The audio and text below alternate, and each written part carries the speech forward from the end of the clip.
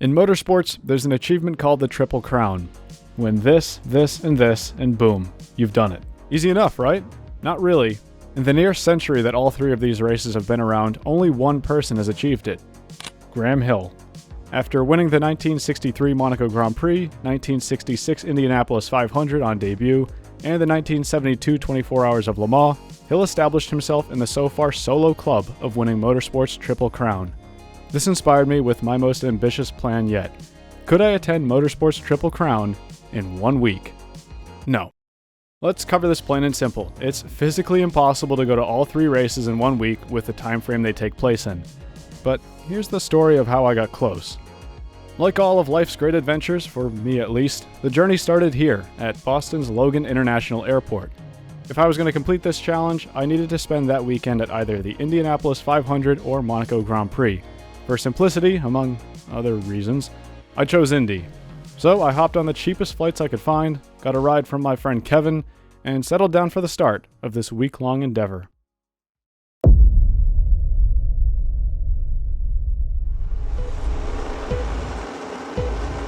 It's lights out, away we go. Alonso, I think, got a better start. He cuts off Esteban Ocon. The next morning, as the lights went out, I wasn't in Monaco. I was in David Land's backyard as my good friend Joe chefed us up some breakfast sandwiches. Over at the track, I managed to find my 2-foot seat in the sea of 300,000 people, recorded another episode of The Rain Race Podcast. Kidding. And got to enjoy everything that makes the Indy 500 what it is. Still shining bright.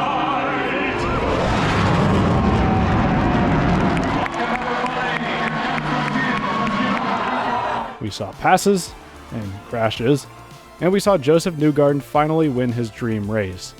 But to be honest, that wasn't the only thing on my mind, because just a few hours later, I had to be on a flight back home, which included an overnight stint at Newark's Liberty Airport. By now, it was Monday morning, and the first leg of the Triple Crown Trinity was complete.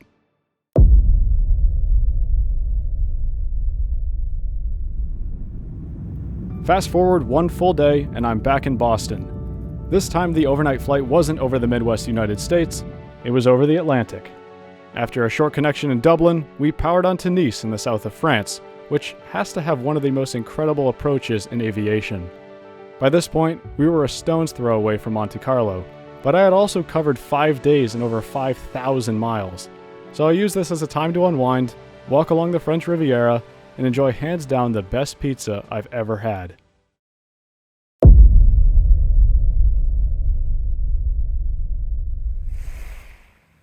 As dawn broke on Thursday, it had been 4 days since the Indy 500, leaving only 3 days to visit Monaco and Le Mans.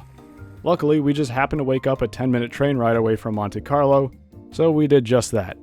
I can't begin to describe how surreal it was to walk along the Monaco Grand Prix circuit just 4 days after watching it from someone's backyard in Indiana. I'll be honest, it takes a lot for me to truly be amazed by something in life, but this was one of those moments. One of the cool parts about walking around a street circuit 4 days after the race is that the circuit is still there. The tire marks, the grandstands, the barriers, everything was still being disassembled by the Principality. One of the things I wanted to do while walking around the circuit was visit the Prince of Monaco's personal automobile collection. This museum had everything from historic road cars to legends of the Monaco Grand Prix and Monte Carlo Rally. This isn't a paid endorsement, but if you're in the area, I'd highly recommend checking it out. It's a fantastic location to immerse yourself with the history of motorsports in Monaco. Apart from that, we finished the walking lap of the track and called it a day. Did I really fly all the way to Monaco to walk one lap of the track and visit the museum? Yes. But in the back of my head, there were still 2 more days and 1 more city to visit.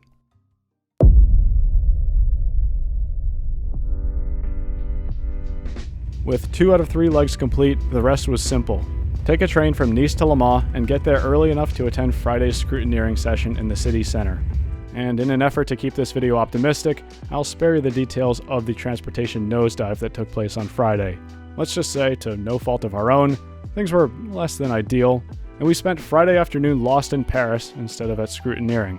A bit of a roadblock, but by Friday night we were a short drive away from Le Mans, and we still had 1 more day on the calendar.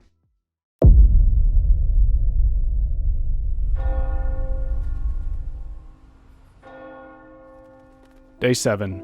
Over 6,000 miles, 4 countries, and 3 tracks that make up the Triple Crown, complete. This was the second of 2 scrutineering days in the Le Mans City Center, an experience that, I'll admit, I wasn't expecting to enjoy as much as I did. I guess my best analogy for it would be sort of a reverse autograph session, where the cars and drivers come to you rather than the other way around. After the most interesting week of my life, I couldn't ask for much more to kick off the second half. And I know it's not really covered by this video, but what a second half it was.